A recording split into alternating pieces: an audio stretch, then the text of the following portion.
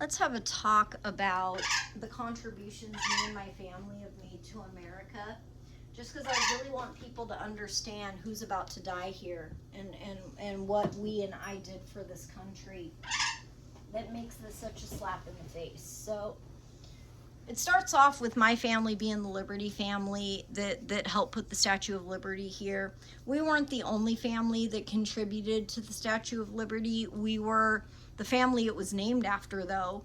So one of the bigger contributors, who believed in the ideals of freedom and liberty all the way back in France, in a socialist country. And I'm not going to say anything about France or its political system. That this is not about that. There's so much beautiful stuff in their culture that I love and admire. It's not about that. Just that we did that from seeing freedom in another country becoming a thing and feeling like we were behind that, and that was something we cared about too, and wanting to support that. And then we get here. My grandpa survives the Great Depression. He might not have been a perfect man. He might have been a Depression era bootlegger to survive when our family was poor and struggling, like many families were in America at the time. But then he retired from that life. He went on to become a famous inventor who gave America the canning machine and conveyor belt. His name was Norman Liberty.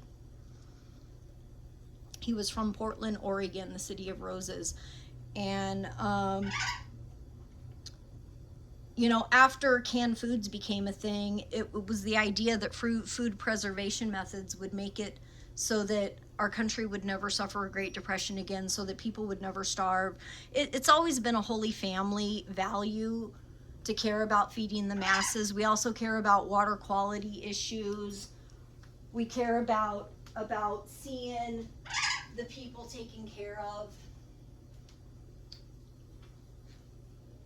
No one loved my country more than me. It sucks for me to have to sit here and say this stuff and expose this stuff in what might be the last days of my life.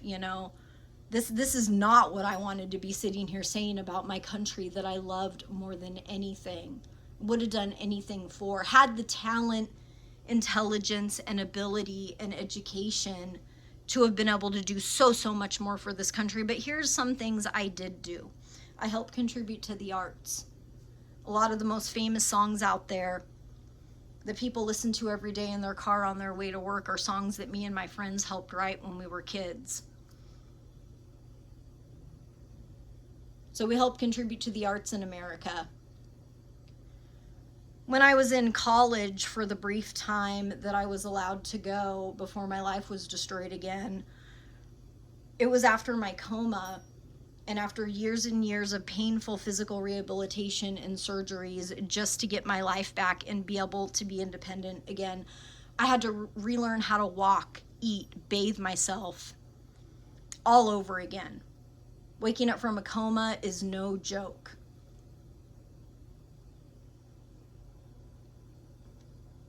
So while I was in college, I wanted to do as much good as I can for my country. I wanted to make some positive contributions because I loved my country so much, and I was just grateful to be alive, honestly. I was grateful for a second chance. I wasn't going to waste it. So I threw myself into getting straight A's in college. I threw myself into philanthropy and charity work, helping a local children's hospital and helping the children there. I was learning all I could in college. Sometimes, I had 2 majors at one point. I wanted to be able to have the ability to do more than one thing. Just because, waking up disabled, I didn't know what my future would hold. I wanted to give myself as many options and as much education as possible. During that time, Obama was running for president. And he was the first guy that came out that like I can look at someone's face and tell if they're lying or being sincere. He's the first politician I had seen in a long time that I felt was very genuine in his intentions to want to help America. He had some really great community reform abilities. So did we. That's what we in the Holy Family do. So like, you know, I'm liking this already. And like I said, no politician is a perfect person. No human being is a perfect person. I'm not looking to argue with people on that at all. I did what I felt was right at the time and what I felt America needed at the time, and here's why. Because the people that helped on the campaign were going to be the ones that were first picked to later help with a new healthcare legislation that would provide healthcare to millions of people like me that might be in need. And I had just gone through the biggest medical ordeal possible in my 20s that almost claimed my life. I had never seen a bigger need for it before. And this became a huge passion cause for me of, yeah, everyone needs healthcare. And here's the thing about universal healthcare. Like they said it was the task that couldn't be accomplished. The single hardest piece of legislation, you know, that they had tried it in the past. They couldn't get it to go through. And meanwhile, millions and millions of people were waiting for it, decade after decade, with no answers in sight. And here along comes this idealistic guy who's a great community reformer. He understands the issues that his people have suffered, and those issues are important to him, and they're important to me because my family suffered those issues too. You know, being a family that also has indigenous roots. You know, these same things are important to us too. You know, along with helping whole communities and providing better lives for people. These were things that me and Obama could both agree on. So I'm in college, working my butt off in college, still relearning things, still undergoing medical care, having made a lot of progress by then.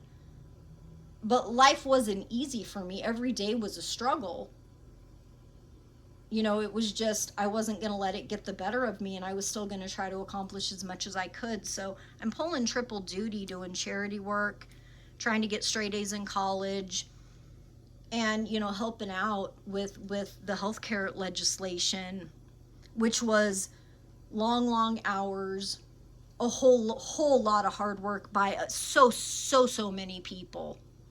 This took a monumental effort of people all across the country, you know, that had first helped him on his campaign, and who were willing to stick around even after that. See, after someone's campaign, most people disappear. You know, the fact that these people were willing to stick around and not even get paid to put in long hours for a cause that they believed so much in because they knew that it could save lives. And here's why what happened to me is so offensive now. Because ultimately my life was taken hostage, taken over. I was illegally human tested on. And that was allowed to happen in my own country of freedom, where we're told people have freedom and should have dignity. I helped get the healthcare legislation going, worked really hard on that, only to be denied access to medical care out here. Like, I don't know if the state is aware that they're denying access to medical care from the very person that gave their people universal health care out here that so many take for granted, and yet I can't get access to it. Are you kidding me? Then Washington doesn't need it then. They don't have enough jobs to sustain their economy out here, you know, to the point where things like that are necessary out here. And even then, not everybody gets access to it. Which isn't why I spent those long, hard hours in college, you know, pulling all-nighters after being in school all day, you know, going to a healthcare legislation meeting and sitting there for hours longer, I would be so exhausted that I had to stagger my school schedule so that I could have a day to relax and rest in between each day. I probably took on too much, but once you've seen your life flash before your eyes, you realize how fragile life is. You realize you only have this one chance. And I was going to try to make the most of it. You know, and then around that time they also went back to, now I got to help out at shows and stuff again, which that was the part that I really wasn't down for, not my priority at the time. If I went out after school, it was to get some dancing exercise time in and unwind and relax. I wasn't there for the drama. That was never supposed to be the thing. But anytime in the music industry and in the club scene, it's always the drama. Whether you want it or not, it'll happen anyway, if you hang around long enough. People had so little respect for the fact that I had just almost lost my life and was doing my all to try to go back to college, that people had no problem turning right around and using me all over again. Like my life didn't matter, and like I was just a free for use tool.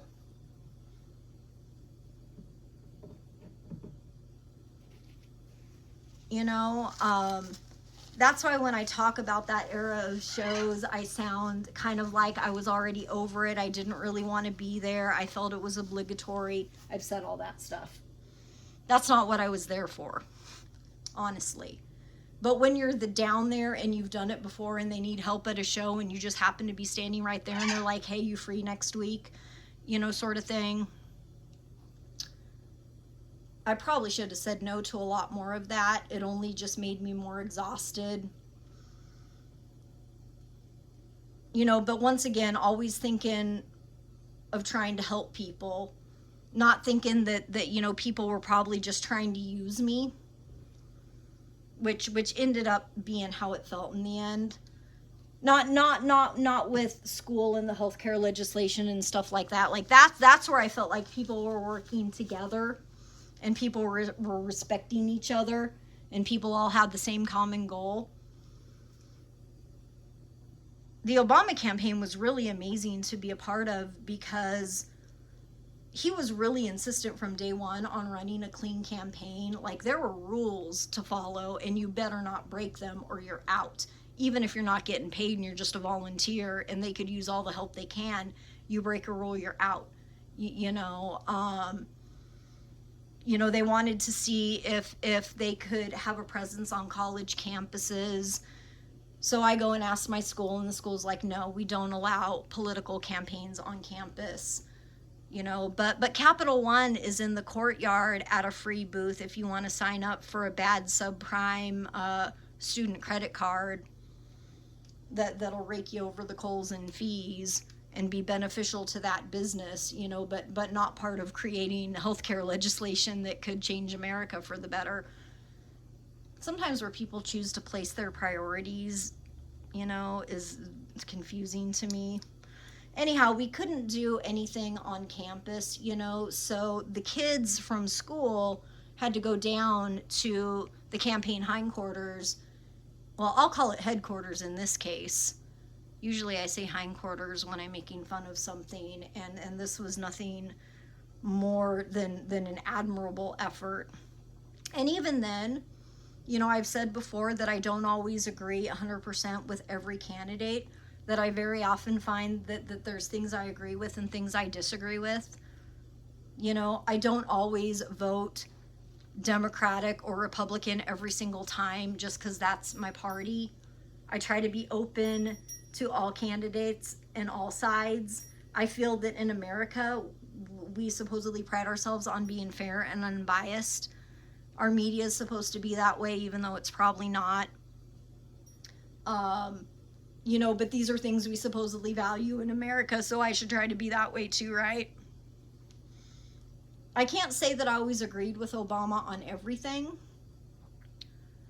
You know, I don't like that he wanted to expand the drone program and stuff like that. Like, you know, those things I wasn't necessarily as in favor of, but I saw the need for universal health care as being the most important thing at the time. There was a recession, and there were too many people struggling and suffering and not having access to the things they needed in this place we call the land of opportunity and the land of the American dream.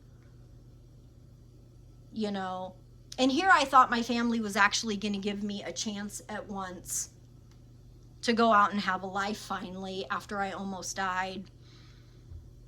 You know, no such luck, no such luck. It was short-lived. It was short-lived.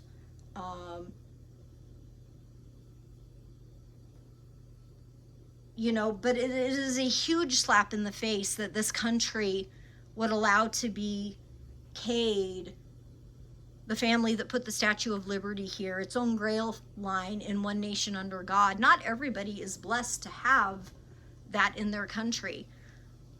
In Ethiopia, their sacred family is the family of Menelik, King Menelik, that came from Solomon's descendants. You know, this is from the line of Solomon.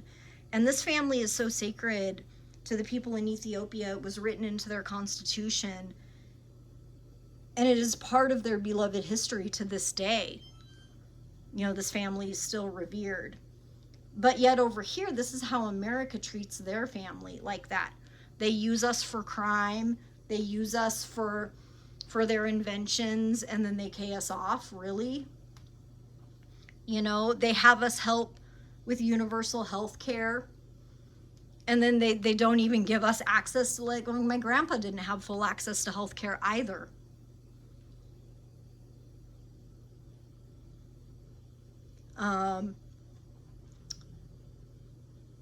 It is a huge slap in the face to see that, and then on top of it, the SNL skit last Easter, the fact that Hans Zimmer's playing a show here when he did a movie about the Grail line. You know, even playing a show in the state of Washington at this point looks blasphemous and like supporting crime. You know, the fact that the federal government has failed to hold the state accountable for so many decades, it's almost like they want it to happen. Some people say that Washington is a front, that there's 4 front states and Washington is one of them, and they just allow the bad shiz to happen out here. It's their way of depopulating. It's their way of getting rid of people when they don't want them. It's their way of accomplishing a great many things. And then the counties profit when people lose their homes. And a whole lot of people profit off of allowing the crime out here. But this time it's been at the expense of Cain, the Grail family, and the Statue of Liberty family, and denying access to medical care for the very person that helped draft the healthcare legislation and spent the long hours working tirelessly on that.